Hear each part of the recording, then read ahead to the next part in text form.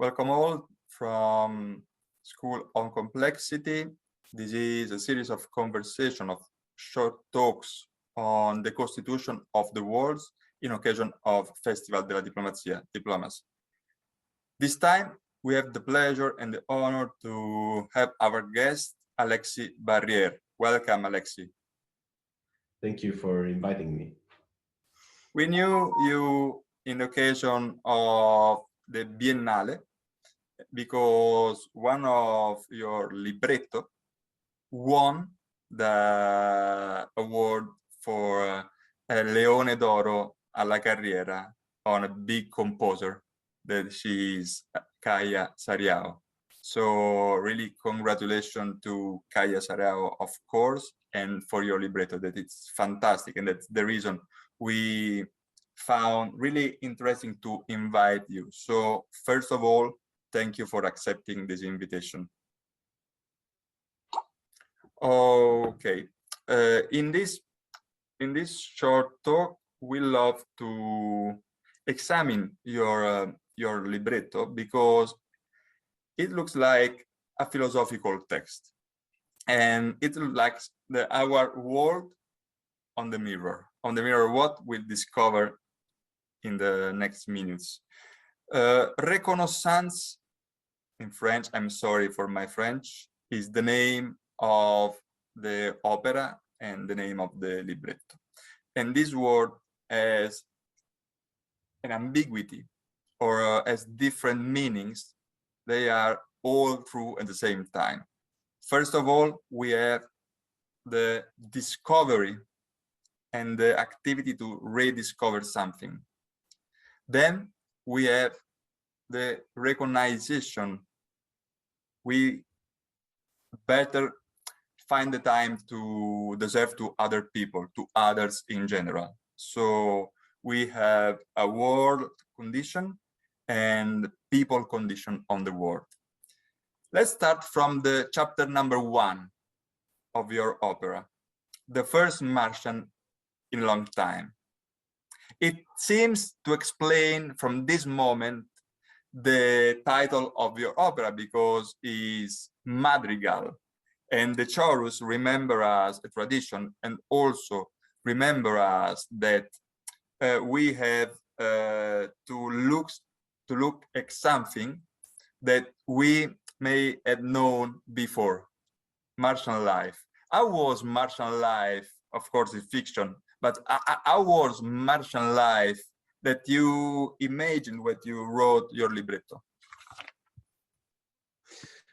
Well, the work we created with Kaya is, as you said, it's a madrigal. It's a piece for a chorus, and so the big starting point was to tell a story. This is a collective story. What kind of story can you tell without a main protagonist, but with a group of people?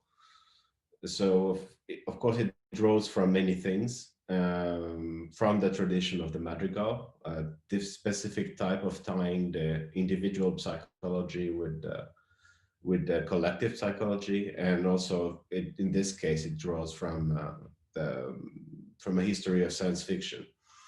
So of course the planet Mars is a very important object in the history of science fiction. It has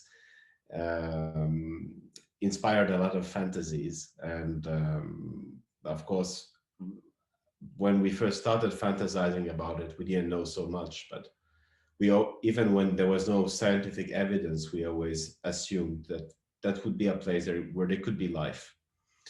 Now we know we're pretty certain there's no life there right now, but we also have gained evidence that it's a planet that used to look very much like our planet.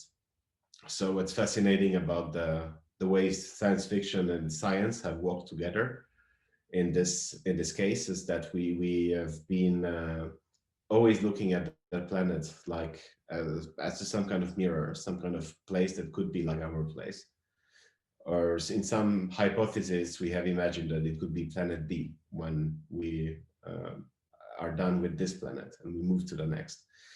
And so the idea that now that this planet has had some life, probably some very primitive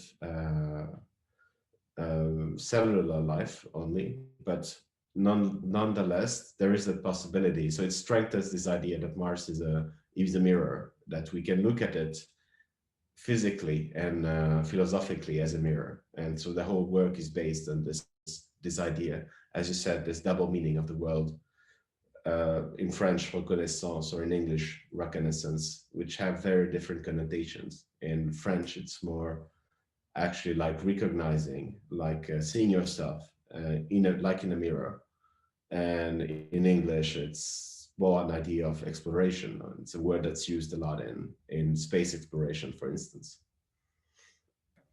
The libretto recognized that once there was life on Mars. In fact, you wrote on the libretto, endless valleys recall tremendous rivers rain. So it's an imagine of life, of really plenty of life. And we didn't tell yet our listeners and our spectators that the whole name is Reconnaissance, rusty mirror. Rusty mirror because it's this object that allow ourselves to look each other, coming from primitive condition and going back to a new primitive condition. Anyway, at a certain point before the interlude, you wrote about countdown, and in the same time, we may read and we may listen, of course, you hold the fire, all you can eat. So what's this countdown?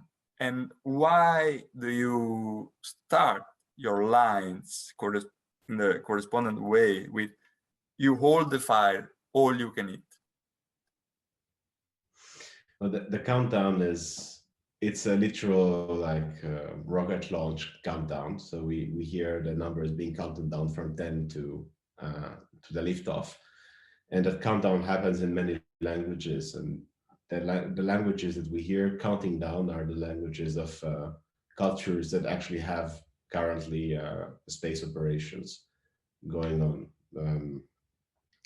So we hear some French, we hear some English, we hear some Arabic, we hear some Russian, we hear some Mandarin Chinese. And parallel to this, we hear as if the choir was composed of another group of people. We hear another list of languages, and it's a very chaotic chorus of screams, opinions, slogans in different languages that are not necessarily those that are involved in the countdown itself. So in this case, of course, there's this metaphor of fire and of the transmission of fire and the idea of progress and the fire being, which is, I mean, the transmission of the fire is something that links us to the very origins of our species. And there are many different narratives about what this unique history of the species is. But it's very special, I think, in the idea of colonizing space and the idea of the destruction of our planet, that we're forced to think in terms that are not simply cultural, but that are really coming back to the fundamentals of us as a species. What is our future biologically speaking, not just culturally speaking. So next to that, of course, we hear all these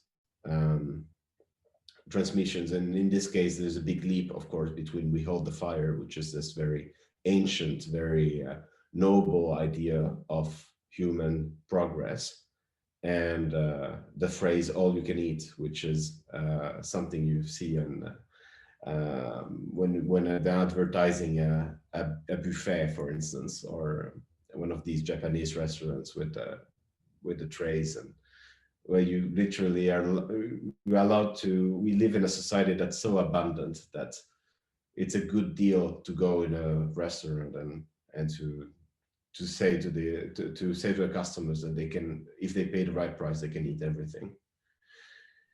You did put together something really primitive with something really overstructured, and then you turn back on this point in the next chapter 3, greenhouse. But I guess that one of the most interesting part of your opera is the interlude, because you collect a series of propositions in which you explain the mission of our human being. I mean, you imagine ourselves talking to ourselves through a rusty mirror.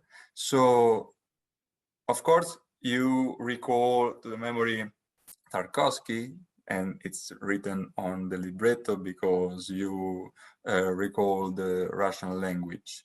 You also recall the Hopi language, and then we talk about Hopi people because I want to ask you who they are, and I admit all my ignorance.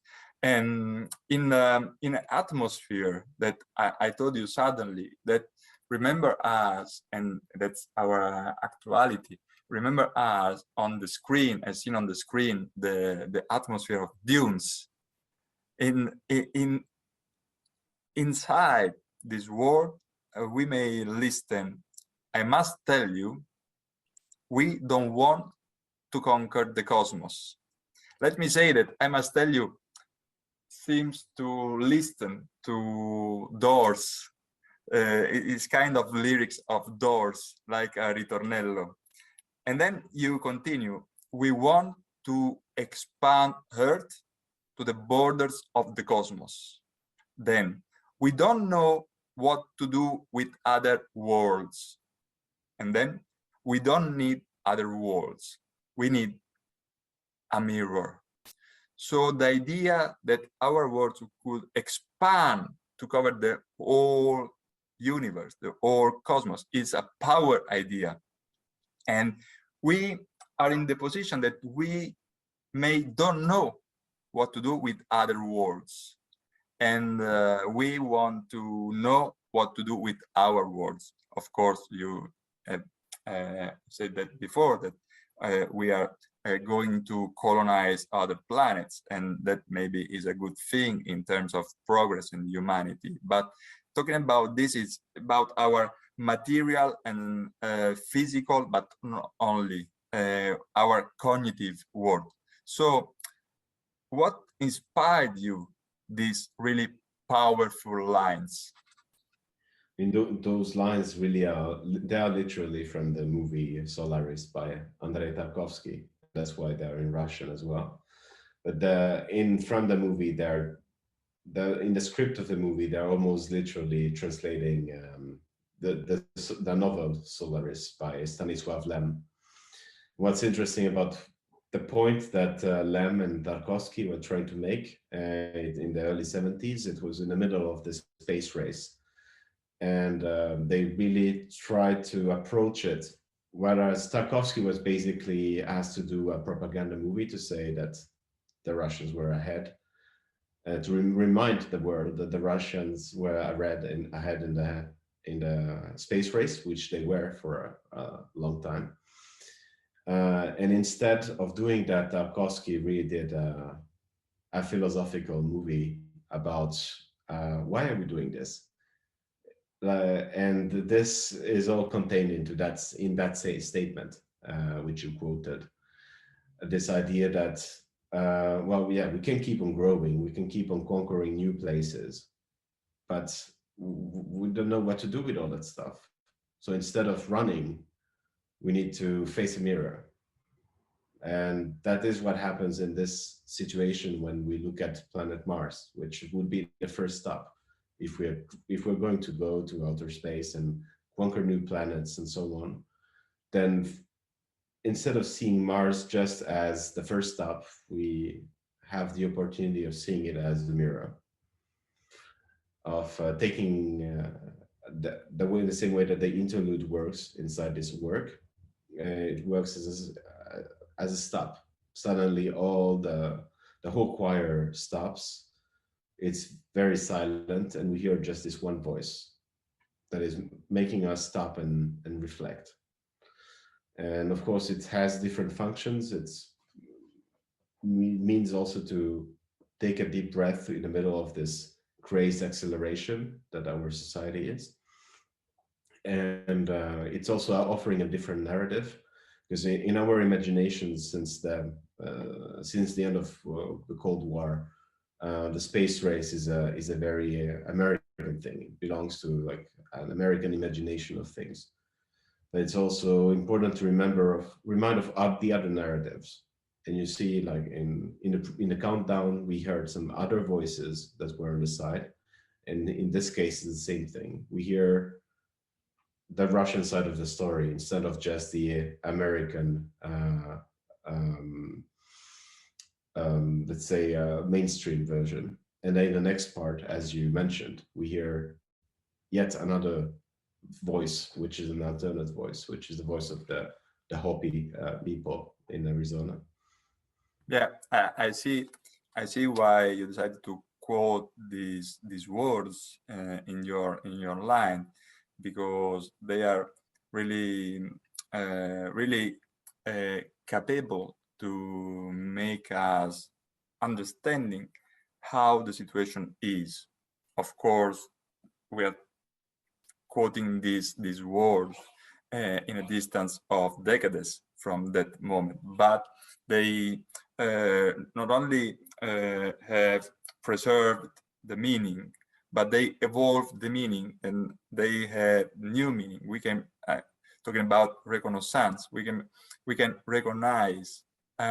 We can find a new meaning in those words. Anyway, we have to pass through chapter 3, greenhouse. The day we found life on Mars, it recalled me David Bowie. We know we would also find coal. That's our not only industrial revolution, but that's our cultural revolution. That's the name of our human being here, right now, our Anthropocene. What's the idea in which that you put in this chapter, because this is a bridge chapter that we are after the interlude, and we are going to become desert people. But before, what we did? Well, this chapter, as you call it, is the most, let's say, hardcore science fiction part of the whole thing, because it just explores very quickly. It's like an express science fiction novel in 5 minutes. It relies on a series of things, but of course, one of the prerequisites, if we wanted to transpose the Anthropocene, as you say, on Mars, we would need some natural resources. And in this hypothesis, where we realize that there has been life, then there has been, on the time scale of geology, this has produced coal or produced petrol, etc., etc. So the idea is just to examine a very ironic idea, which is that Mars doesn't have a strong atmosphere, and Mars is very cold, and so we need to rebuild the atmosphere of Mars through greenhouse gases.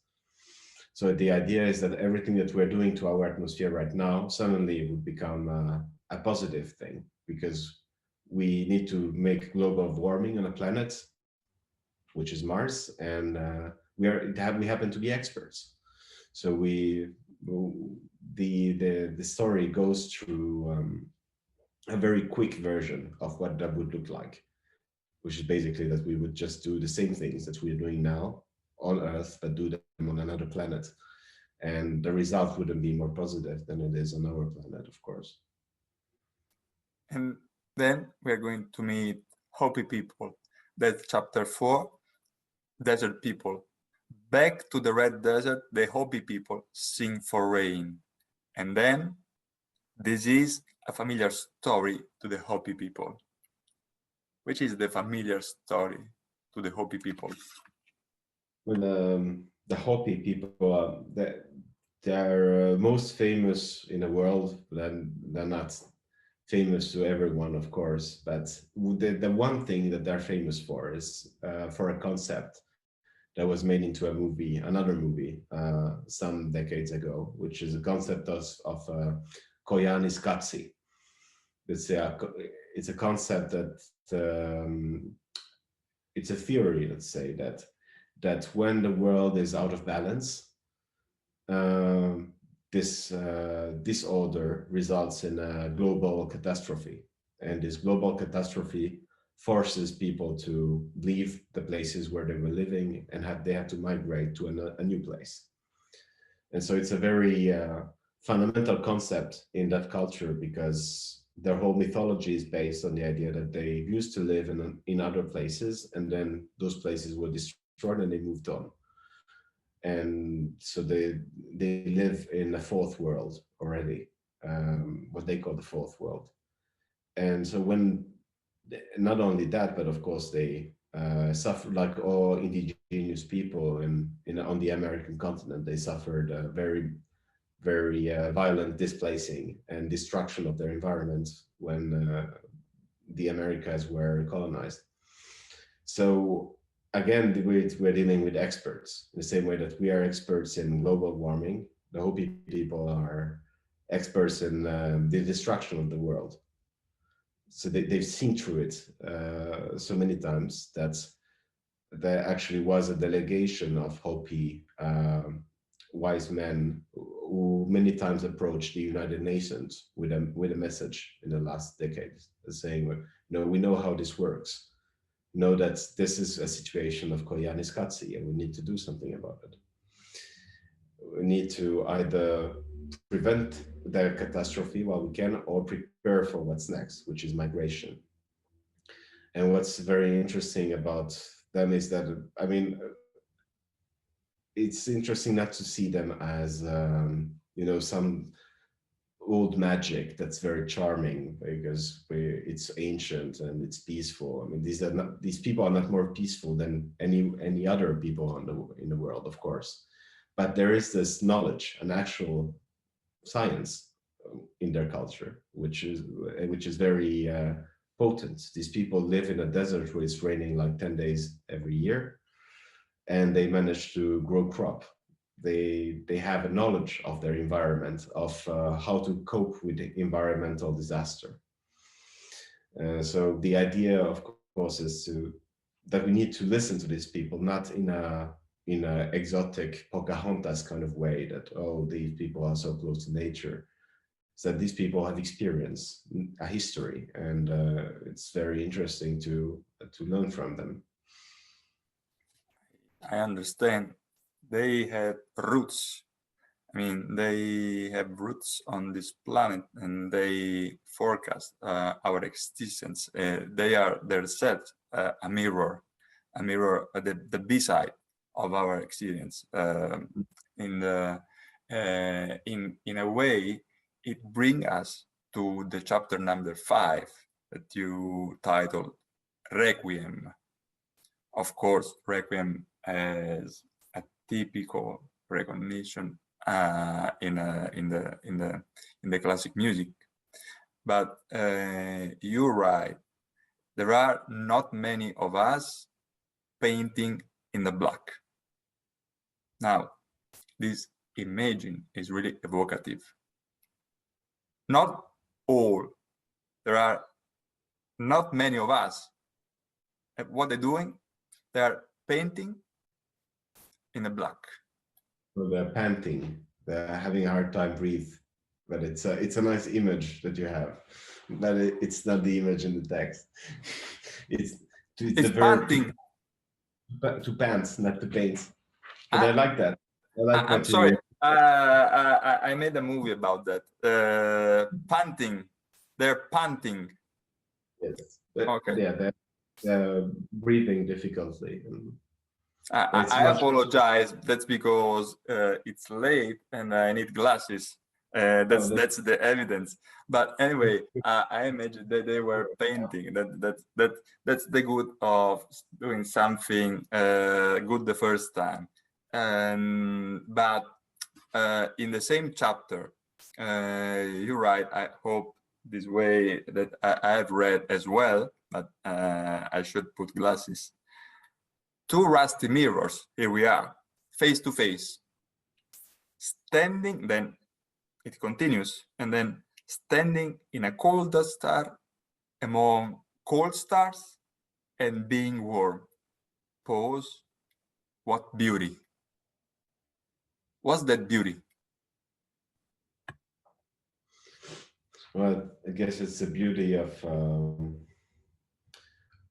it's a very cosmic beauty that we have the opportunity already of experiencing without being in that dramatic situation that is described in the text, which is a post-apocalyptic scenario. But the possibility we have when we watch the starry nights here on Earth, and we realize how huge the universe is, and how small the number of us is, and that we need to find ways to function together and find a healthy relationship to the stars, which is not a relationship of conquest. I think this is also, I'm not trying to describe that beauty in the text because it's I think the most fundamental, most universal human experience in all cultures. Just someone looking at the stars and asking questions. Alexis Barrier, I thank you very much for the time you wanted to dedicate to our conversation. I'm grateful to Lucia Ronchetti. She is the first woman director, artistic director of Biennale of Venice Music, of course. And I'm grateful for your job you still bringing on with Kaya Sariao, and really appreciated this opera, and I hope that people they watched us decide to find it out anyway, because it's evocative, has a really good narrative, and it's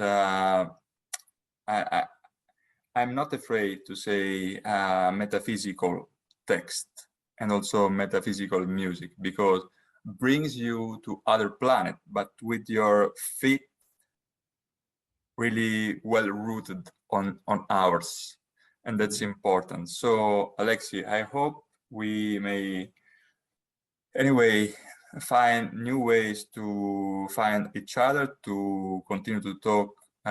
I hope to about your new operas, and I really invite you to come in Rome to take part of School on Complexity next editions, and good luck for everything you're bringing on.